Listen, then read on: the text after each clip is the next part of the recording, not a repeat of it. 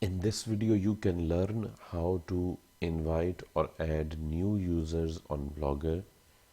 So if you are creating your free blog, or even if you have attached a custom domain with your Blogger, so how you can add new users.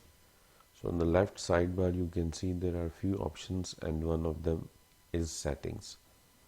So just navigate to the settings option. Now here you can find different parent options with their child options like basic, and then child options, title, description, blog language, and then privacy, then publishing. These are different parent options, and one of them is permissions. So who you can see here blog admins and authors. If you click here, so you can see one admin. See, this is admin. So you can invite more authors from here. Now here you can type the email address of the user that you want you want to add as a user, author, editor in your blog.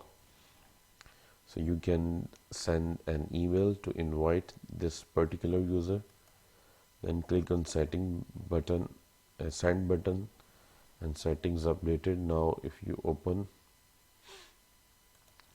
the email address, and here you can see